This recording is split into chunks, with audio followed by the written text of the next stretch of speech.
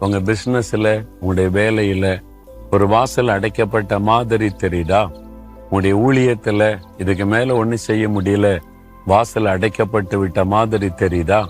ஆண்டு சொல்லார், இல்ல, உனக்கு முன்னாலே திறந்த வாசலை வைத்திருக்கிறேன், ஒருவனும் அதை பூட்ட முடியாது என் ஆண்டவர் உங்களுக்கு வாக்கு கொடுக்கிறார். உங்களுடைய ஊழியத்தின் எல்லைகள் விஸ்தாரமாகும். உங்களுடைய ஊழியம் தடைபடாதபடி தொடர்ந்து நடக்கும். உங்க பிசினஸை ஒருத்தரும் தடுக்க முடியாது. ஆண்டவர் திறந்த வாசலை வைத்திருக்கிறார். நீங்க தொடர்ந்து ஆசீர்வதிக்கப்படுவீங்க.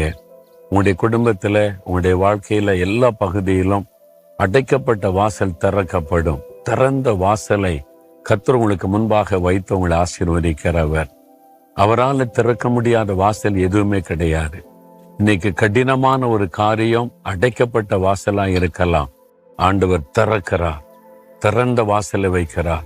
அந்த அடைக்கப்பட்ட வாசலை உடைத்து திறந்து உங்களுக்கு வழி உண்டாக்குகிறார்.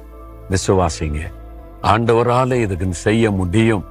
எனக்கு ஒரு வழியை உண்டாக்குவார். உங்களுடைய கடன் பிரச்சனை மாற, உங்கள் தேவைகள் சந்திக்கப்பட, உங்களுடைய வாழ்க்கையில இந்த பிரச்சனைகள் நீங்கள் முன்னேறி செல்ல ஒரு வழி திறக்கப்படும். திறந்த வாசல் கர்த்தர் உங்களுக்கு முன் வைக்கிறார். விசுவாசத்தோடு சொந்தமாக்கி கொள்ளுங்க, அற்புதங்களை காண்பீங்க. தகப்பனே, எனக்கு முன்பாக திறந்த வாசலை நீர் வைத்திருக்கிறீர், நன்றி. ஒருவனும் அதை பூட்டுவது இல்லை.